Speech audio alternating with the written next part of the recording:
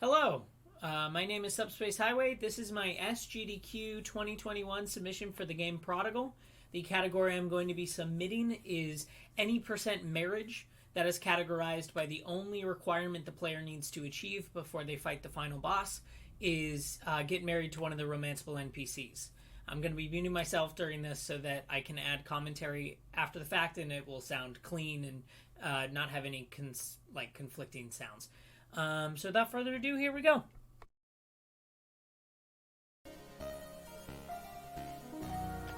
Hello. It is me, Subspace Highway again. I'm going to provide some commentary. Initially, I had turned my mic off so that I could just focus on doing the run for the submission. But I wanted to put some commentary on so that we could talk about the different kind of tricks we use in the speedrun to save time. Right away, we're going to see two tricks that help us save time here and there in the intro sequence as well as over the entire run. The first trick is something that is known as sticky fingers and deals with the range at which our main character can interact with items, NPCs, and doors. The way that the game is designed, the main character has an entire square of empty space directly in front of them at which the interaction hitbox is active. We can utilize this to enter doors by barely moving this interactive hitbox over a single pixel of that door or a treasure chest or an NPC and initiate the action associated with that object in the game. We'll see this a lot, for example, when entering buildings. We'll see the main character open a door while being almost a full tile to the left or right of it.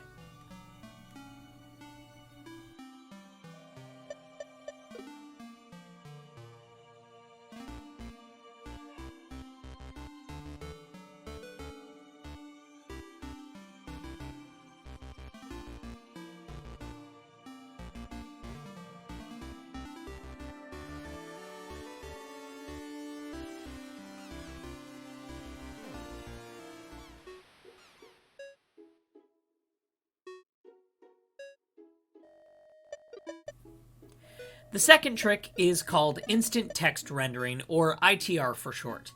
This is a trick that exploits a quirk of the way dialogue in this game is rendered. If we perform a consistent triplet beat of mashing during dialogue sequences, we can trick the game into thinking it's rendered specific text boxes completely and dismiss the text box to move on to the next one. This generally happens with characters that have more than one line of dialogue, but we'll also use this at points to completely render and dismiss a dialogue box before a cutscene has loaded. ITR saves us a significant amount of time. I believe it's somewhere between 1 to 2 minutes total over the course of the entire run.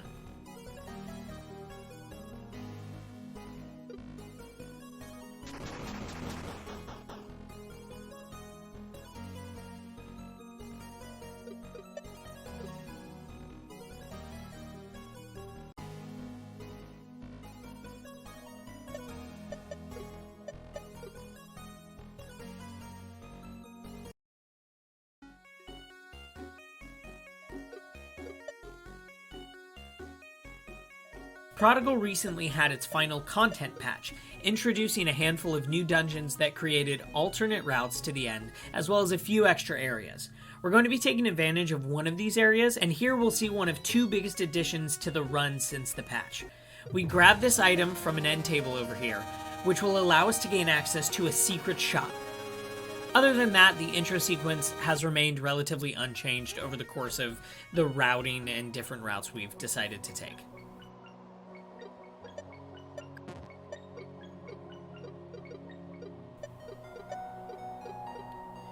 As we wrap up the intro sequence, we're going to be heading south and talking to Lynn. Lynn is one of the romanceable NPCs of the game, and as this category requires us to be married before we face the final boss, we're going to be progressing her quest line.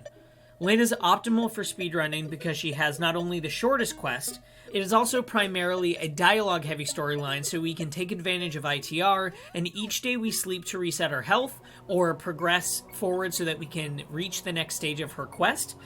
We can actually do that more quickly because her morning NPC location is only a few steps from our house. Now that we've talked to Lynn, we're heading to get our pickaxe. The original route had us traversing back and forth through the town, completing a series of fetch and trade quests for many of the NPCs of Vaughn's Point to grab the running boots. We wanted to prioritize getting the boots first so that the rest of our world traversal would be quick. After the last patch, though, a new food item was added to the tavern that grants us a buff that mimics having the running boots.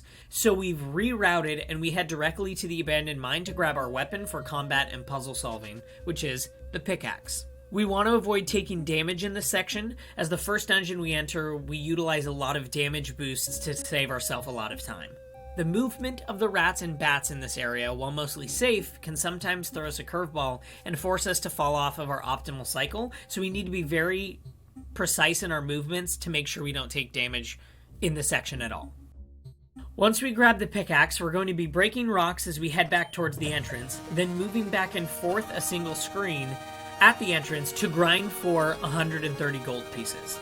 We need to buy that new buff I was talking about to gain access to the running ability, as well as a double damage potion to beef up our combat skills. One thing to note about buffs in this game is that they will disappear if you die or you save and quit.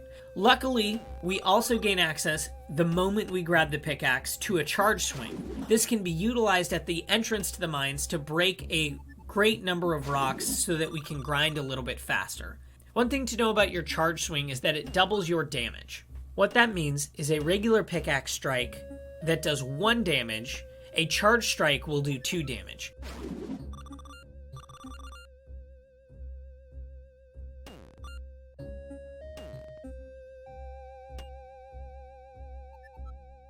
With the new option for running, grinding gold, even when getting really bad gold RNG, is almost always faster than the previous chain of quests by about 2 minutes.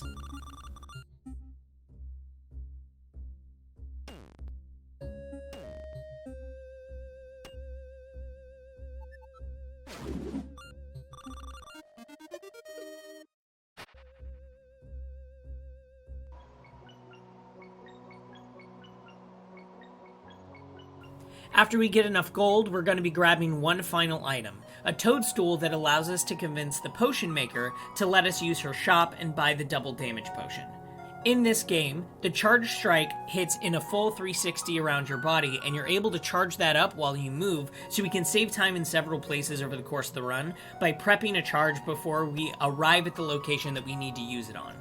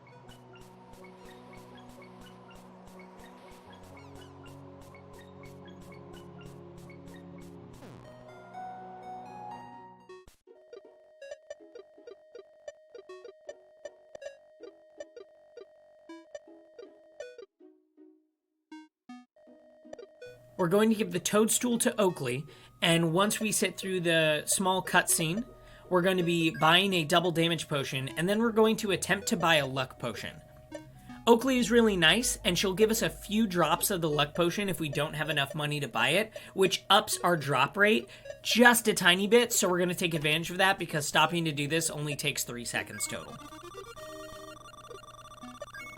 After speaking with Oakley, we're going to head down to the arena and enter a combat challenge to win the key that unlocks the second dungeon. We're also going to be opening the door to the third dungeon via a secret switch. We do these now to cut down the amount of backtracking we're doing during the rest of the run. And since we're already in this area, it's just better to do it now. It saves us a bunch of extra steps.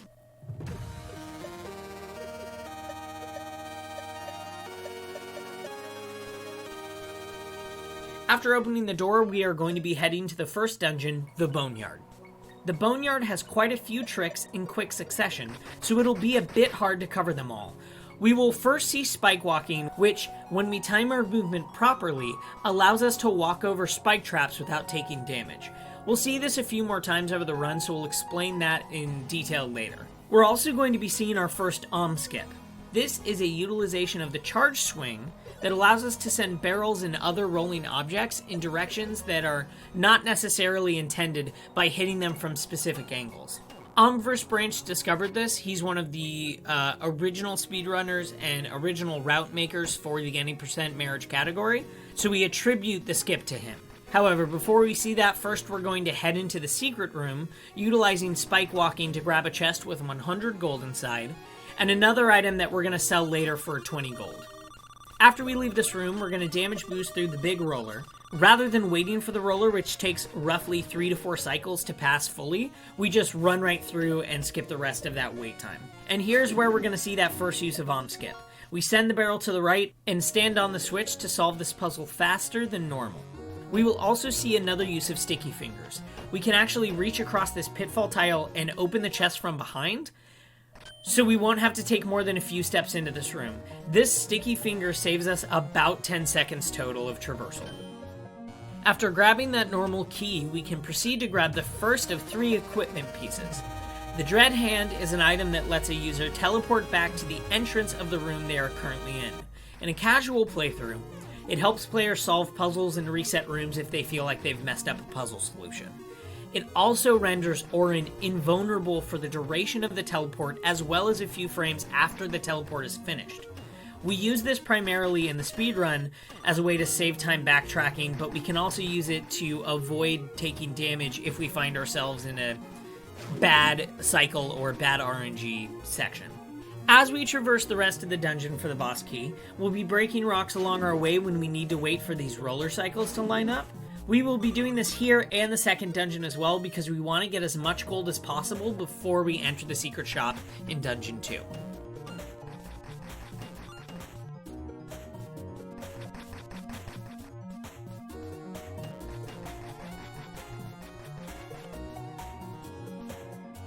As we backtrack, I choose to damage boost through this final roller while heading over to the heart ore and grabbing a heart fragment piece. For an optimal fight against the first dungeon boss, we need to have 2 health when we start the fight. Damage boosting and grabbing this heart piece will replenish the tick of health that was just used to damage boost through the roller, and is slightly faster than waiting for the roller to roll all the way back and reset itself. The first boss is a large vulture that throws bones at you and kicks a roller in your direction.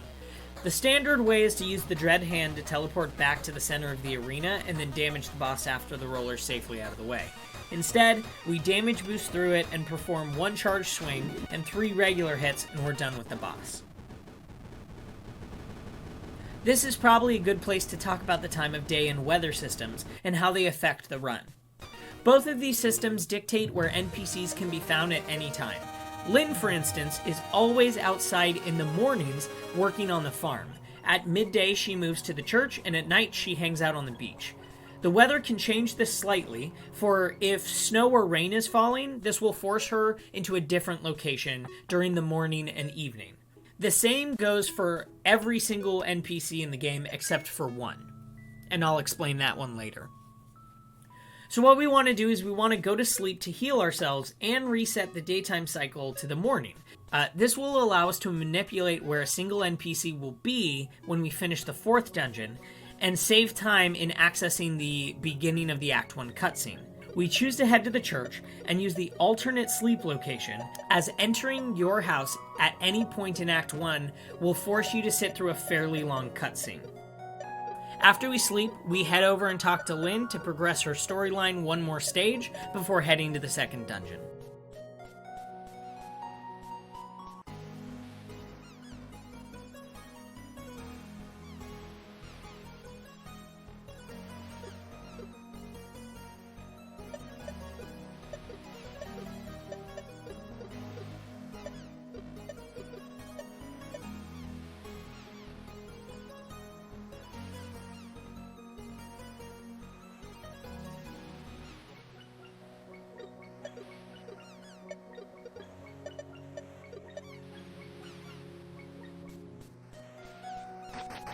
Dungeon 2 is known as the Tidal Mines.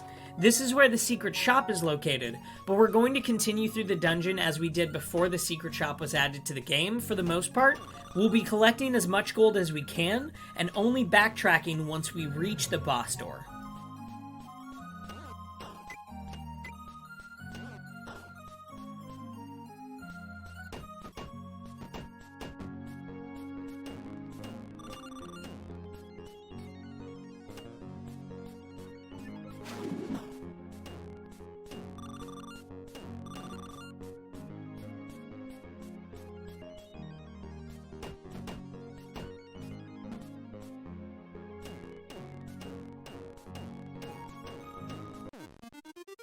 We see another use of sticky hands over the pitfall tile, and use the dread hand to teleport back to the beginning of the room. We're now going to pick up the next piece of equipment, the lariat. This rope and lasso-like item will allow us to latch onto heavy objects and pull ourselves toward that object, as well as roping lighter objects and enemies and pulling them toward us where we're standing. It is fantastic for moving around the overworld and allows us to take some paths that speed up our traversal. Before moving forward, we enter the secret room and grab another item that will sell at the secret shop. Overall, we want to have 360 gold at least when we finish the third dungeon. So getting these additional items we can sell is a good safety strat for marathons and just plain consistency. If gold drops have been particularly good, this room can be skipped. We'll be coming up on the end of the dungeon, but we're going to head a bit further and grab one of the most important keys in the run. This normal key is generally used to access another area within Dungeon 2 that holds a heart ore piece, but as we can take these normal keys outside of the dungeon and use them in other places, we can save it for a skip in Act 2 that saves us 2 minutes worth of time. So we make sure to grab the key, and then we head over to the teleport statue. We activate the teleport statue and teleport back to the beginning of the dungeon and head forward as normal. We make a right in this room and play a tune on our harmonica, and the rock turns out to be something else. After a short cutscene, we enter the secret shop for the first of 2 times. Right now we're only going to be picking up our third and final equipment piece, which is the rust knuckle. This is the equipment piece we would regularly get inside the third dungeon, but because we can afford to grab it here, we can skip the entire left side of that dungeon, saving a significant amount of time from the original route. The rust knuckle is a gauntlet that can damage enemies with a punch, move heavy objects, break objects like rocks and barrels like the pickaxe, and also can stun specific enemies and bosses. The second dungeon's boss is a giant toad, and where it's a pretty standard fight where the toad can jump between 2 or 3 times, eventually it's going to throw a barrel at you and you need to knock it back toward the toad boss. One thing you need to be careful of is you need to make sure you're spacing yourself far enough away that you have enough time to charge a charge strike and still hit the toad boss with 2 regular strikes of the pickaxe. This boss has the smallest vulnerability window out of all the main bosses, so it's really important where you stand during the boss fight when the barrel is headed towards you.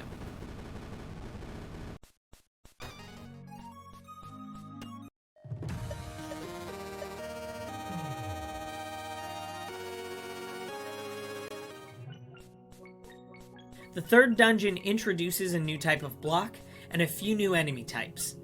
The heavy block moves only 1 tile when hit with the pickaxe, but several tiles when punched with the gauntlet. The crab enemy is invulnerable to damage until it is stunned by the knuckle. We will stun some of these crab enemies as safety strats to avoid taking damage.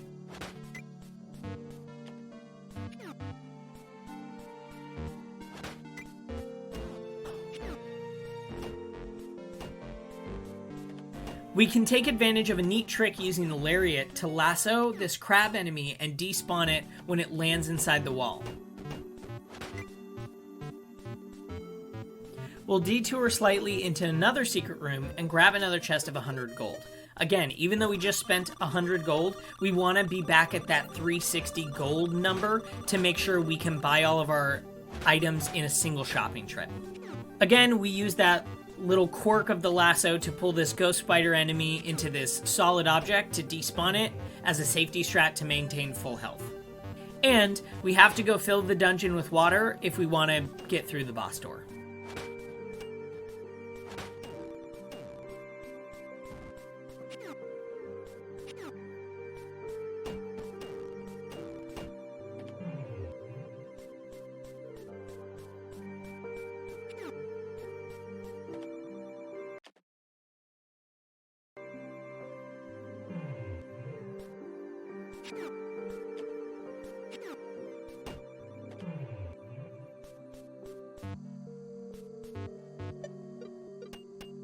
The third boss is what is referred to as the hamster ball fight. The boss is completely immune to all equipment except for the knuckle. We need to strike the ball and send it flying into one of these rows of spikes. Which sides are open is completely random and has a chance to shift and change each time the boss takes damage.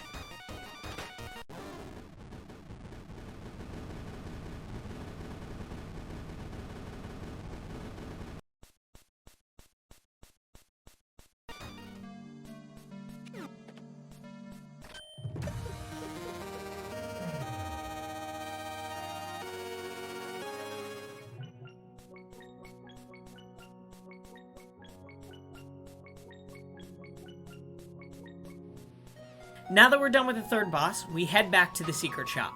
We're going to be picking up a pick upgrade that will increase our damage, so our regular strikes will do 3 damage and our charge strikes will do 6 damage. We grab this so that we can make the remaining boss fights just that much faster, and it will enable us to one cycle a few bosses. We then grab a second normal key for our inventory, which we will use to save ourselves some time in a future dungeon.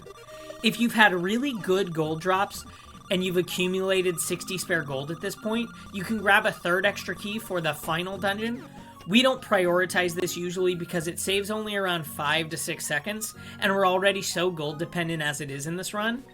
I've tested it a bunch of times, and if you get that extra 60 gold, it's great, and if you don't get it, it's not a run killer. We're going to be heading to the fourth and final dungeon of Act 1. The Croc Casino is one of the least combat-centric dungeons in this act, and has sort of a stealth mechanic built into it. If you're caught in the line of sight of these guard statues or the bandits, you are sent to a jail cell. We want to get thrown in jail as soon as possible because it allows us to skip 4 rooms worth of walking, and we can avoid enemies and spike traps. We need to spring Caroline, another romanceable NPC from her jail cell, so that she can go convince the boss door to let us through. We avoid talking to her for now, because it's faster to do both of her conversations at once, via where we're standing and navigating to take advantage of sticky hands to open her door almost immediately.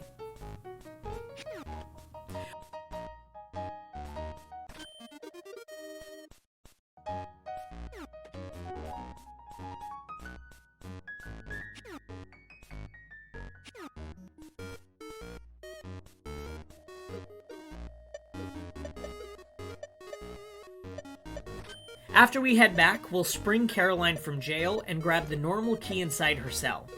In the upcoming spike trap room, we're going to be using the spike walking trick again, but also making sure that we take 2 points of damage.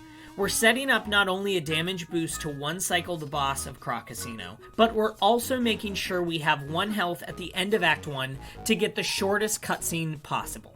We take 2 points of damage in this room because we can control where we're taking damage, and it's not as slow as falling into a pit and resetting at the beginning of the room. There also aren't that many other areas of this dungeon that we can take damage in. Most of the enemies will send us immediately back to our jail cell.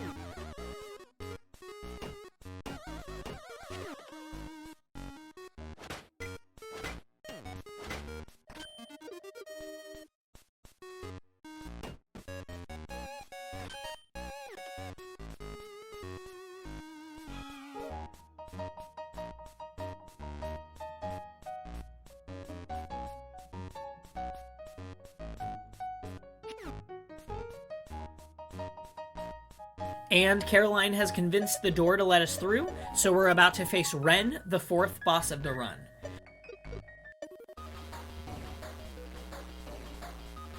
We'll avoid her bullets for now and ready a charge strike.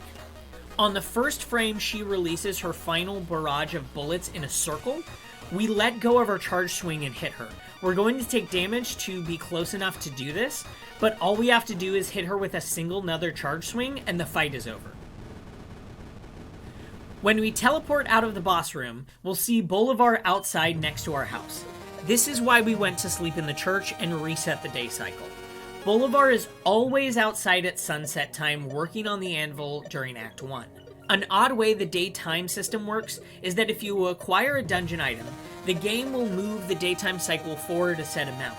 However, if this would cause the time of day to move into a new phase, say from sunset to nighttime, it will load the overworld 1 tick before that time shift takes place. So by taking a rest after the first dungeon, we can always guarantee that Bolivar will be right next to us when we finish Croc Casino.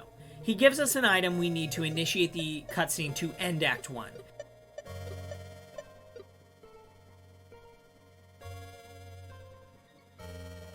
Here we see another use of ITR. We completely dismissed a text box before the cutscene finished loading. Our grandpa asks us to wait a moment while he passes away, but we need to go fast, Grandpa, so we tell him no and save ourselves from having to mash through a semi-lengthy dialogue scene. And here we see the reason we want to have only 1 health. When Bolivar stabs us at the end of this cutscene, because we only have 1 health left, we don't have to sit through the extra time that it takes for our health bar to lower 1 tick at a time, and the cutscene ends immediately.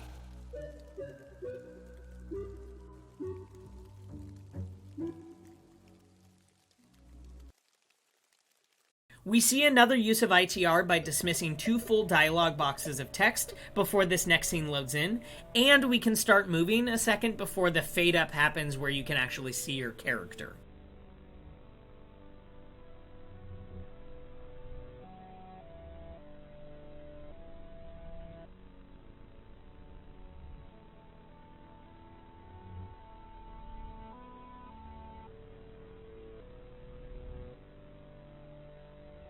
We're about to head to the intermission dungeon, Bjerg. Bjerg introduces the ice mechanics, ice sliding and sliding block puzzles. Over the course of a few months, Bjerg has become one of the tightest sections of the route. We discovered you can knock a cannonball to the right rather than up, right, and down to save some time. You can also knock a second cannonball into one of the large boulders for a quicker way to destroy it and move on. And we can lasso through this second giant boulder to skip the time it would take to normally break and destroy it. We damage boost through this turtle. We take 2 hits of damage, boosting through it twice to speed up our pathing through this room. And then we use one of those 2 extra keys we have to skip 3 entire rooms. Beyond here is where we're going to see the ice is nice glitch. One is to use the rust knuckle while punching a redstone to fly across the map rather than slowly twirl. This takes precise double tapping of the rust knuckle attack button. The second is that under certain conditions, you can change your direction completely. We're not fully quite sure why it works, but my theory is that when you pass the corner of an object on ice, and it's the only object you're touching, you can change direction completely as long as you haven't previously changed direction in this way before.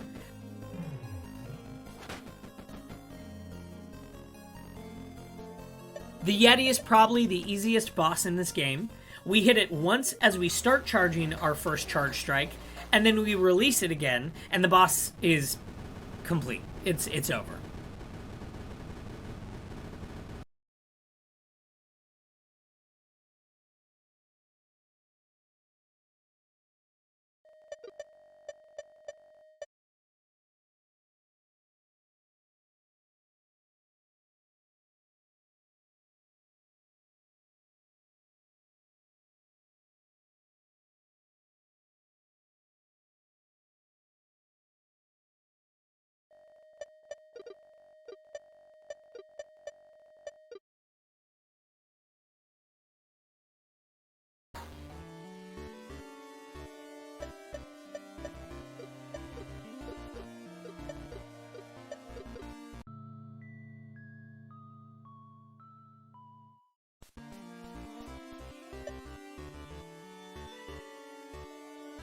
Now that we are in Act 2, we can continue to progress Lynn's marriage route to its end, and we will be doing 1 stage per dungeon until we finish the trial. We stop off for a moment here before heading to Vaughn's castle. We need to obtain 2 items that we can use for offerings to gain access to the trial, which will grant us the power we need to face the final boss. With the most recent update, 3 additional items were added that can fulfill that criteria. In other categories, we've started to see these new items being used, but in the any % marriage category, it's stayed relatively the same so far in terms of which items we choose to grab for these offerings.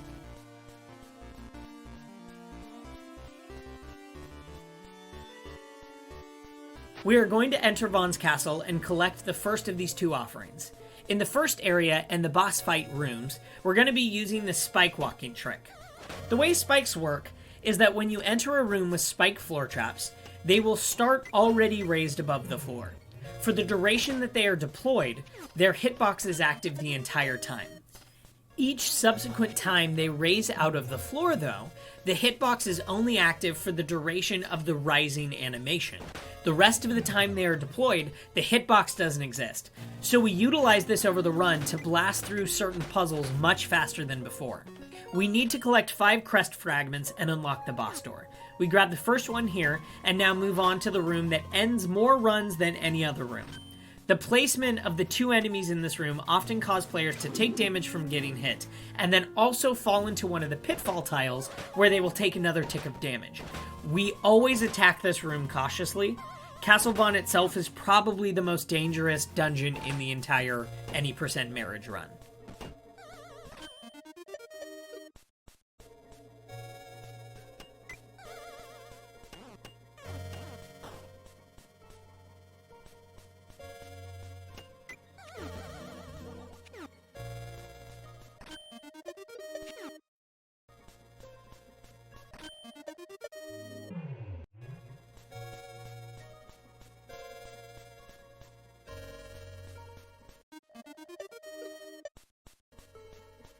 We do a specific charge swing in this room.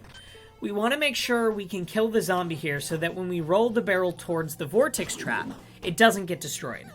There is a riskier strat where you try to hit the zombie and the barrel at the same time, but if it fails, you have to completely reset the room and take a significant time loss.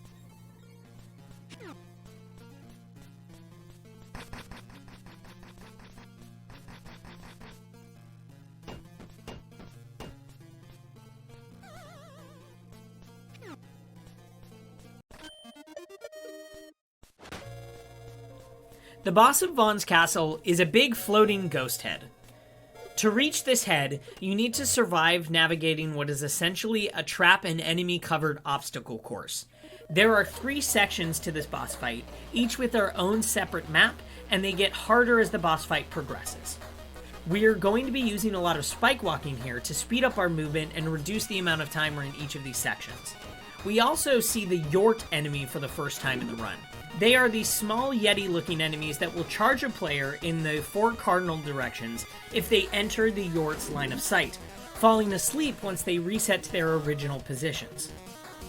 You'll see that we bait them in the first section of this fight, ducking up and back down, and then using some spike walking to move on to the next section quickly. Because we have the upgraded pickaxe and the double damage potion, a single charge swing is able to move us from one section of this boss fight to the next. And we will ready a charge strike, use some spike walking, and that's it for the Vaughn's Castle boss. So we have our first of 2 offerings.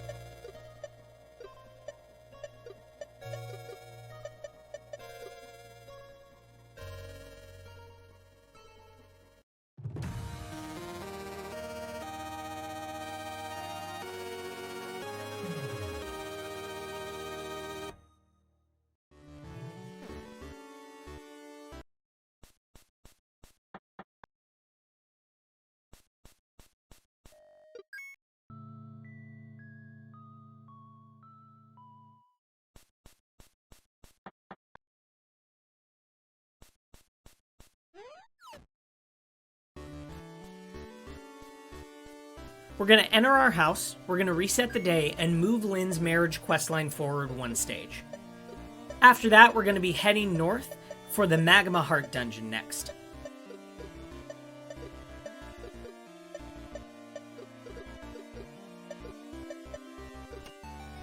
Dungeon 6 introduces a new type of puzzle to the game, mirror puzzles. There are these fiery orbs that you can hit forward in 4 directions, north, south, east, west, and you need to bounce them along a series of mirrors to unlock the door to the next room. Also, we'll see more Yort enemies, and the only use of a trick known as Yordling in the any % run.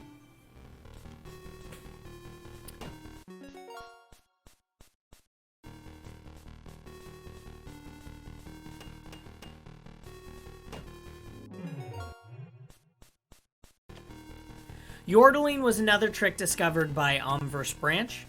When you lasso a Yort enemy, they stop moving forward in the direction they're moving, and then they turn around and fall back asleep once they hit their original position.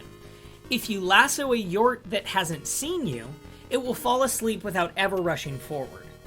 Omverse discovered that there is a small period of time that they do not have a hitbox detection on them while they're falling asleep. So if we pull ourselves to a specific Yort in the middle of this maze, we can skip this section and run through its body as it's falling asleep, avoiding any damage and moving on.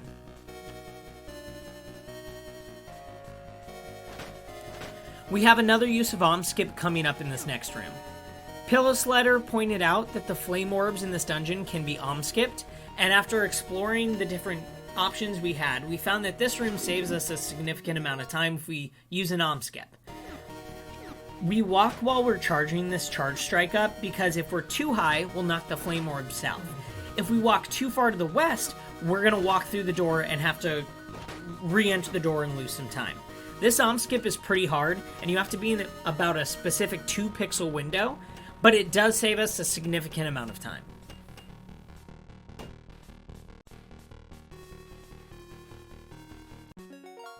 The boss of this dungeon has 2 ways of lowering its guard so that you can actually damage it. Normally, you want to use the mirrors and the flame orb so that when you hit it, you can then make the boss vulnerable and deal damage to it. It takes a charge swing and 2 pickaxe hits to finish the job in 1 cycle. We finish the fight, grab the flame heart, we're ready to head to the trial, but first, we progress Lynn's marriage story questline. 1 more stage. Since we're already here, we take a day's rest. It's a little bit faster.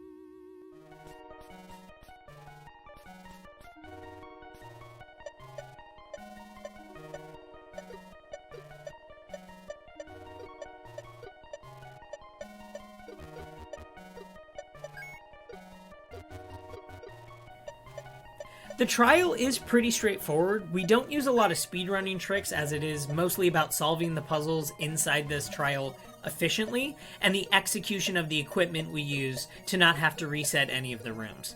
There are a few really dangerous strats you can try to save yourself a second here or there, but it's not very marathon safe, so we don't want to use it in our submission, and we don't really want to use it if we're ever in a marathon, because it can actually end a run if you do it poorly.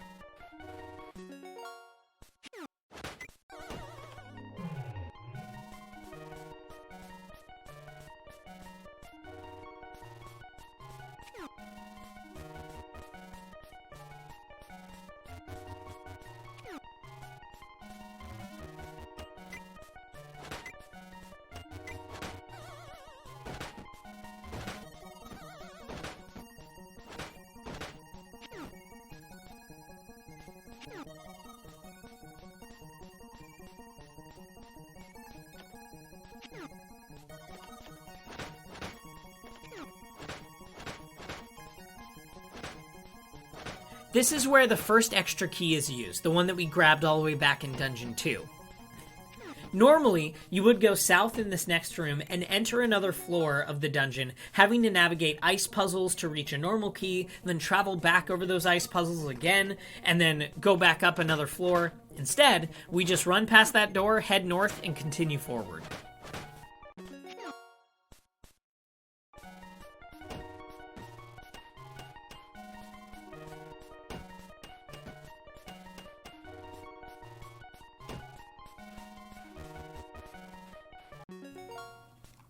And we're about to see the trial boss. The monster we're facing this time, it's ourselves, or a shadow version at least. This is a dialogue-heavy story moment, so once again we're going to be utilizing ITR to skip as much of the loading time for the text as possible. In addition to this, we can hold down when we want to answer no for an option on the D-pad, and have it be pre-selected while using ITR mashing, so that we do not have to take the amount of time it would take to click down on the D-pad each time we want to say no. We do this 8 times, and it saves about 2 seconds over the course of this entire section. Alright, now that we've finished the trial, we are granted the power to avenge our grandfather. But first, we have to get married. We'll be using sticky fingers to interact with doors and Lynn from as far away as possible to save as much time as we can, but mostly this is just going to be us going to sleep, then talking to Lynn. It's going to last about 1.5 minutes.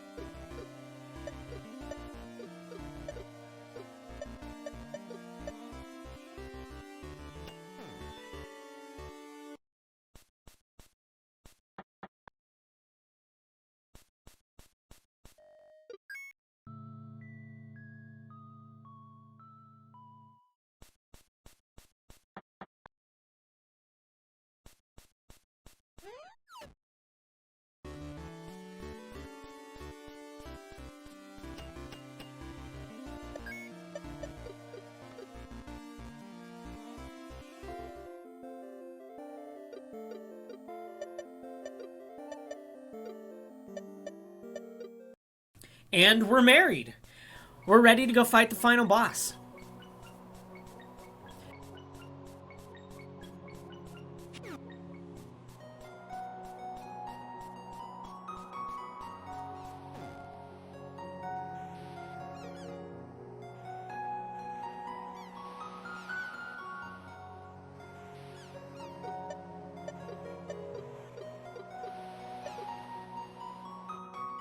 Just like the trial, the final few rooms of the lighthouse are about being as efficient as possible. We will use some final sticky hands to access the ladders to the different floors, or interact with an object we need to from just a bit further away than we would normally do, but for the most part, there's not a lot of speedrunning tricks. It's pretty straightforward.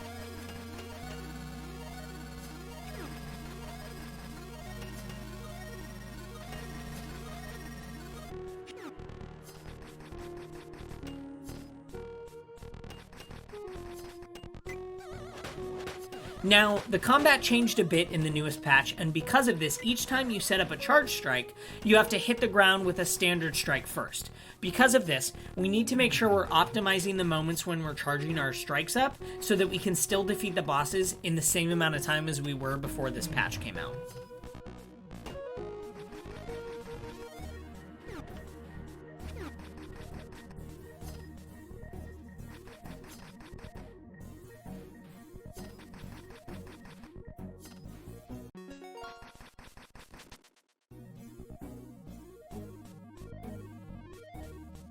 I had mentioned that you could grab a third extra key. This room is where it would be used.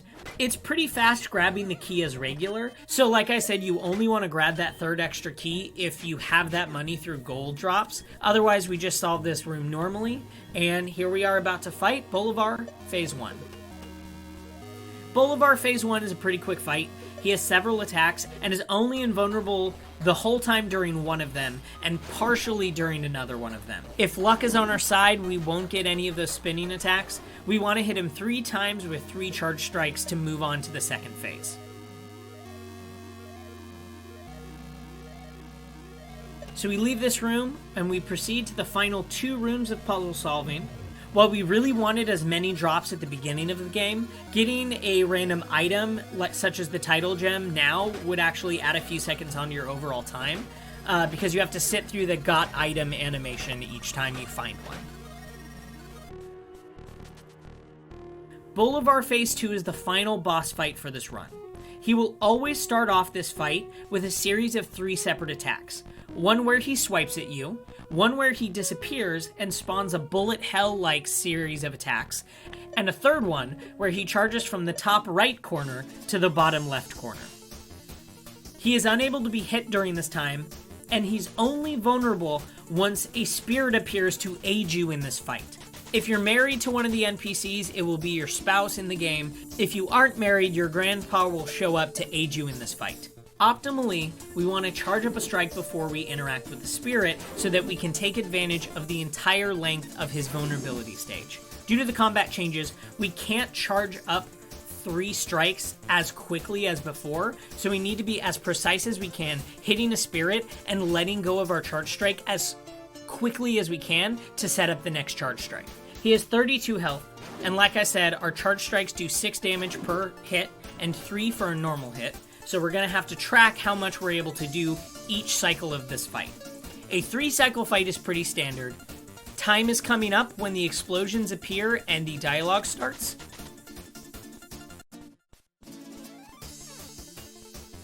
And time. And that is the any percent marriage category. I hope the commentary I provided lent some insight onto how some of the tricks we use work and why we take some of the routing options we do. Thank you so much for the consideration. And I'll pass it back off to myself in the moment of doing the speedrun.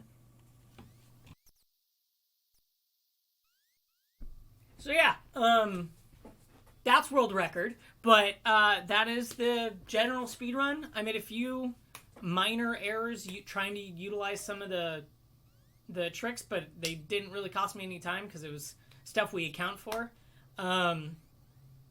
Yeah, that I thank you for the consideration. We'd love to be a part of the marathon if we get accepted. So thank you, and have a good day.